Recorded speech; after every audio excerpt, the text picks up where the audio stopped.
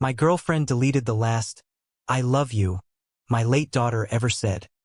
A voicemail I played every night just to hear her voice again. She told me to move on, like she had any right.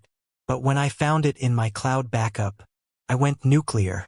I was parked outside my own building, gripping the steering wheel so hard my knuckles were white, because I couldn't face going inside. Not tonight. Not with her there. Her name is Lila, my so-called girlfriend for the past 14 months, and she had just done the unthinkable. She'd deleted it. The only thing I had left of my daughter, Mia. That 38-second recording of her tiny voice whispering, "I love you, Daddy. Sleep tight." The giggle that used to make my chest ache with joy, and now just a hollow memory. I remember standing in the doorway, my phone shaking in my hand, and her saying it so casually, "You need to move on," like she'd just thrown away a cup of coffee instead of my daughter's last words. I didn't say anything at first. My mind refused. I replayed it in my head, thinking maybe I was dreaming. Maybe this wasn't real. But then the cold truth hit. I checked my cloud backup. There it was, untouched. She hadn't erased it from existence, just from me. The realization was like someone driving a knife straight through my chest. She had tried to erase my daughter from my life, piece by piece, and it was intentional. I shouldn't have been surprised. The warning signs had been there, tiny cracks in her calm exterior that I had ignored. Lila had moved in 4 months ago, charming and understanding at first. "I get it," she said. "You'll always be Mia's dad." For 6 months I believed it, but then it started. Little digs. Maybe we could put some photos away. Comments about how I obsessed over the past. I brushed them off. I was lonely. I wanted someone, anyone who wouldn't leave. But tonight she crossed the line. She didn't just ask me to move on. She tried to erase the only thing that kept her alive in my world. I dialed her number, my fingers trembling, my chest tight, and she answered like she hadn't just obliterated my heart. "You're calling the police?" she asked, like I'd grown a second head. I didn't answer. I just sat there, staring at my dashboard, thinking of every photo she'd ever judged, every memory she'd minimized. She walked out that night, slammed the door so hard the neighbors knocked. But I didn't move. I stayed in the car, listening to my own breath, realizing I had survived worse. But this felt like something different. Then, almost by instinct, I checked again. Cloud backup. There it was, safe. My daughter's voice. And with it, the fire that had been smoldering inside me began to flare. She thought she could erase Mia from my life. She thought I'd just accept it. She had no idea what was coming.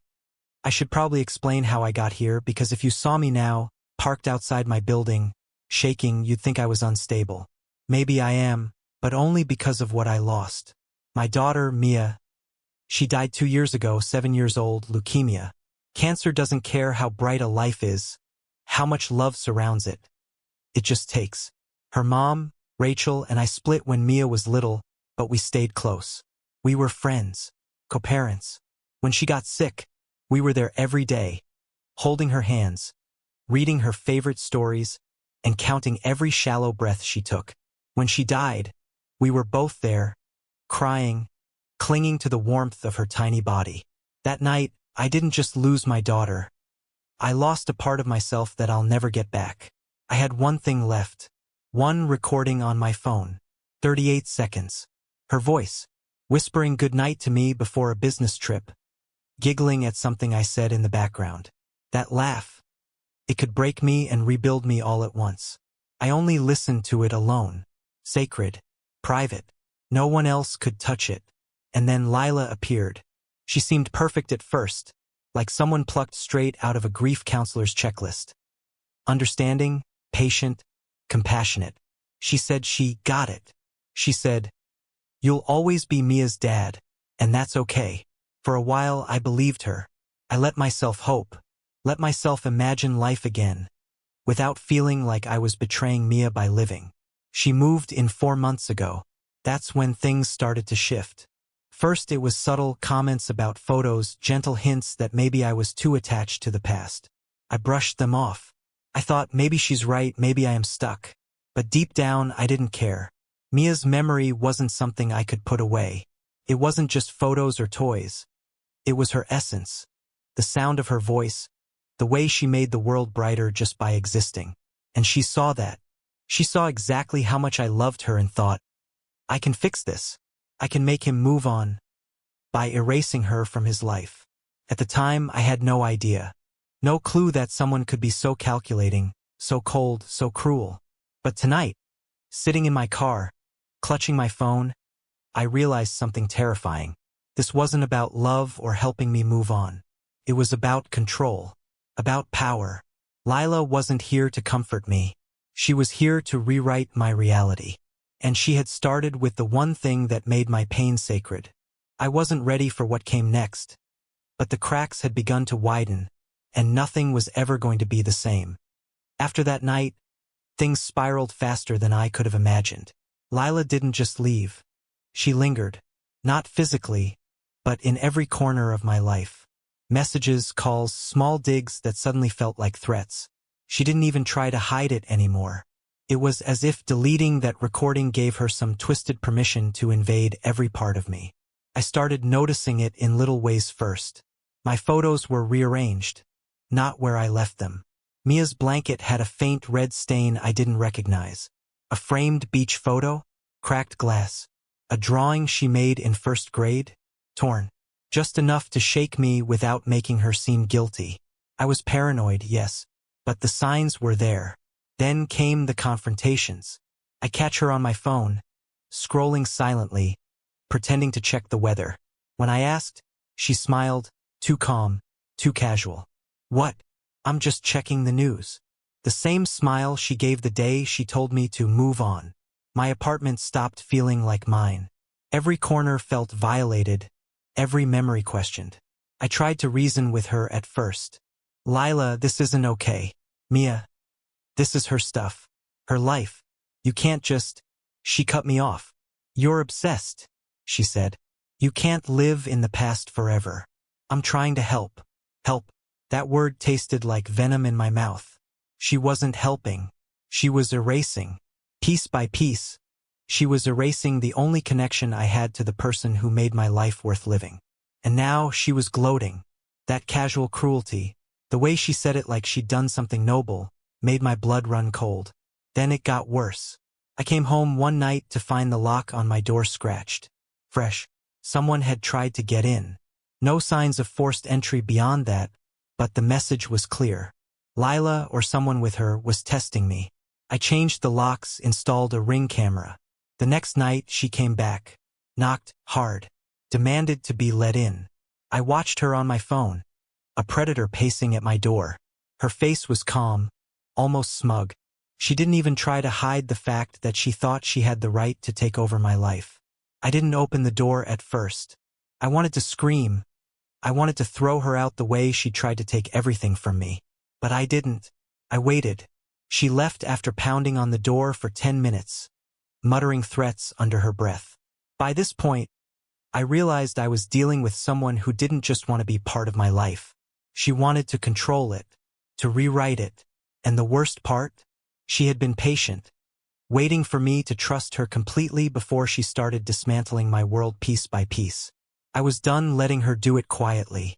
I had to fight back, but I also knew I couldn't just react. If I did, she'd turn it into a story where I looked insane. I had to be smart, careful, calculated. And that's when I started thinking, maybe she hadn't finished her plan yet. Maybe she had another move coming, something bigger, something I hadn't even imagined. Because Lila wasn't just cruel. She was clever. And clever was dangerous. I should have seen it coming, but I didn't. Not the way she hit me.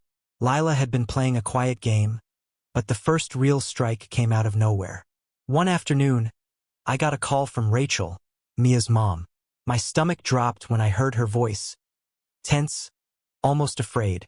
Derek, we need to talk. It's about Mia's things. I felt a cold punch in my gut. What about them? They're gone. The boxes you kept. They're missing. My hands went numb. Gone. I ran through my apartment, my eyes darting to the empty space where the memory boxes had been. Every shirt, every drawing, Every little scrap of her life vanished. My blood boiled before I even understood. And then Rachel said it. I think Lila took them. Her friend. She got in using Mrs. Hensley's door key. Said she was bringing her stuff over. It hit me like a brick to the chest. She had orchestrated it. Months of subtle manipulations, of moving in and pretending to be supportive, had all been leading to this. Lila had waited until I trusted her completely, until I thought she was part of my life, and then she staged the ultimate betrayal, stealing my daughter's belongings. I checked the ring footage. There she was, Lila and her friend, slipping in behind an unsuspecting neighbor. Calm, casual, laughing almost, as if this was just another day. The boxes left my apartment, vanished into her car, and with them, years of memories. I wanted to run after them, to scream, to fight, but I couldn't. Not yet, because that's exactly what she wanted. She wanted me raw, emotional, unstable. She wanted me to act first so she could paint me as the villain. And she almost got away with it. The first wave of betrayal had left me unmoored, questioning everything I thought I knew about her. The woman I trusted, the one I thought understood grief, the one who had promised to support me, had been plotting to erase my daughter from my life entirely. But she made one mistake. One small, fatal mistake. She underestimated how far I'd go to protect Mia's memory. She thought deleting a recording and stealing boxes could break me. She didn't realize that anger, when combined with love, can be sharper than any grief. I realized in that moment that this wasn't just about her being cruel or selfish. She was willing to hurt anyone, do anything, manipulate anyone to control me. And now it was my turn. For the first time in months, I felt a sense of focus I hadn't had since Mia got sick. Anger isn't usually precise, but this was. Every move Lila had made left a trail. Every box, every text, every smug little comment. Proof. And I was going to use it. Carefully, methodically. I started with the locks. Changed them all to smart locks, added codes, cameras covering every angle. No more slip-ins. No more accidental visits. Then I cataloged everything she'd touched, everything she'd moved, everything she'd taken. Photos of Mia, her drawings, her tiny shoes, her baby blanket. The list grew longer than I expected. I wasn't just protecting property. I was marking the battlefield. Then came the messages. I saved every text where she admitted to deleting the recording. Every time she mocked my grief. Every sly attempt at helping me move on. I didn't respond yet. That would come later. First, I needed leverage. I contacted my neighbor, Mrs. Hensley, and gently explained what had happened before she could be manipulated. She felt awful about letting Lila's friend in. But now she understood. She promised to never open her door without explicit instructions again. Security was solid. Every angle covered. Then came the social media angle. Lila had already started planting seeds, painting me as unstable. But she underestimated one thing. I knew the truth, and I wasn't afraid to expose it. I compiled screenshots, timestamps, and the ring footage. I'd wait for the right moment. When she tried to gaslight the story further, I'd hit back publicly with indisputable evidence. But I didn't stop there. I thought about her family, her best friend. They had willingly participated, either as enablers or as pawns. Every person who had helped her steal my daughter's memories would be held accountable, publicly if necessary. I didn't need to ruin lives, but I did need to make sure no one else could manipulate me or anyone else. Like this. And all the while, Mia's voice recording remained untouched in my cloud backup. Safe. Sacred. The one thing she could never touch. It was my anchor, my compass, my reminder of why I was doing this. I didn't know what would happen when I confronted her legally, socially, publicly. But I did know one thing. She thought she could erase Mia from my life. She thought she could rewrite my grief. And she was about to find out how far I would go to protect my daughter, even from someone I once trusted with my heart. I was ready. I thought I'd seen the worst of her. I was wrong. The second twist hit like a hammer I didn't see coming. A week after I secured the apartment and started documenting everything, I got a call from a number I didn't recognize. A soft, trembling voice said, Derek? It's Lila. Please. You have to hear me. My first instinct was to hang up. I didn't want to hear her lies, her manipulation, her excuses, but something in her voice. It was different. Fear, panic, vulnerability I hadn't heard before. You didn't think I was done, did you? She whispered. My stomach dropped. What are you talking about? I said, trying to mask the fury boiling in me. I told my friend to take your daughter's boxes. I didn't want to hurt you. I wanted to scare you, to make you realize you were holding on too tight. But she kept some things, and she posted them online. My blood ran cold. Some of Mia's drawings, her little cards, photos of them had been posted on social media. Mocked, labeled obsession, grief weaponized. Lila had managed to twist not only the physical theft but also public perception. My grief had been weaponized against me. I realized then she had planned every detail with precision. The locks, the messages, the timing. It was all about control and humiliation. She hadn't just tried to erase Mia. She had tried to rewrite my life publicly, to make me look unstable, cruel, irrational. And the worst part? She knew exactly which buttons to push to make me doubt myself, to make me feel powerless. Even in my anger, even knowing the truth, I had been manipulated. But she underestimated one thing, the depth of a father's love.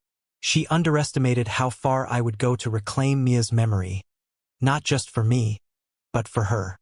And she underestimated how carefully I had been watching every move, documenting every second. Lila's fear was real now. She realized I wasn't the broken, grieving man she could control. She realized I was ready, and she had no idea what was coming next. I finally understood why Lila had done everything she did. Not just the recording, not just the boxes, not just the public shaming. Everything. I had always suspected she was cruel, manipulative, but the truth was far colder than I imagined. It wasn't about helping me move on. It wasn't even about jealousy or anger. It was about control. Lila had built her entire relationship with me on my grief.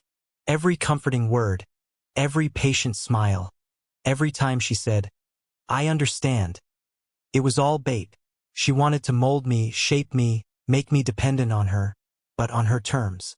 She wanted to erase anyone or anything that existed before her, anyone who could compete with her influence over me. Mia's voice? That recording wasn't just a memory. To Lila, it was a rival, a constant reminder that my loyalty and love couldn't belong entirely to her. And my daughter's belongings? Each one was a symbol of a past life she had no claim to. By taking them, she was trying to rewrite my identity, to force me into a version of life where only she mattered. Her cruelty was systematic, surgical. She'd moved in, learned my routines, watched how I treasured every trace of Mia. And then she struck, slowly at first, testing me.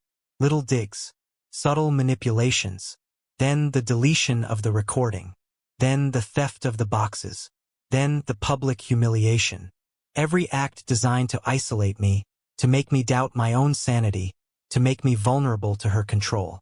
And she had the audacity to believe she was justified. She called it helping me heal, saving me from my grief.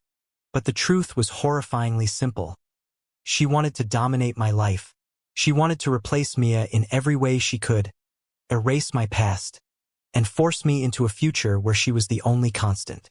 I felt a chill go through me as it finally clicked. This wasn't about love or care or even obsession.